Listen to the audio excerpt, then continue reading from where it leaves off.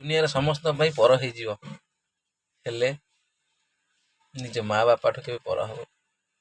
କାହିଁକି ନା ସେମାନେ ଆମକୁ ଜନ୍ମ ଦେଇଛନ୍ତି, କେବେ ସେ ପର କରିବେନି। ଅନେକ କଷ୍ଟ ଆମ ପାଇଁ ଆସିଲେ ବି ସେ ଆମ ପାଇଁ ଭାଡ଼ ହେଇକି ଠିଆ ହେଇ ପଡ଼ନ୍ତି। କାହିଁକି ନା ସେ ଯେଉଁ 10 ମାସ 10 ଦିନ ଗର୍ଭରେ ରଖିକି ଆମମାନଙ୍କୁ ଯେଉଁ ଜନ୍ମ ଦେଇଥାନ୍ତି, ତାହାର କଷ୍ଟ ସେଇମାନେ ହିଁ ଜାଣନ୍ତି। ସେ ମା ହିଁ ଜାଣେ ସେ ପିଲାର କଷ୍ଟ କ'ଣ। ସେଥିପାଇଁ ଆମ ପାଇଁ ଯେତେ ଆସୁନା ପଥର, ଯେତେ ଆସୁନା ଝଡ଼, ଯେତେ ଆସୁନା ବତାସ, ସେ ବାପା ମା ଆମ ପାଇଁ ଠିଆ ହୁଅନ୍ତି। ଏ ଦୁନିଆରେ କେହି ଠିଆ ନହେଲେ ନାହିଁ, ନିଜ ବାପା ମା ଆମ ପାଇଁ ଠିଆ ହେବେ। ଆଉ ସେ ବାପା ମା ତଳେ ଆମ ପାଇଁ ଠିଆ ହେଇଯାନ୍ତି ନା, ଏଇ ମୁଠା, ଏଇ ତାକତ ଆମ ପାଇଁ ଦୁନିଆରେ ସବୁ କିଛି ମିଳିଯାଏ।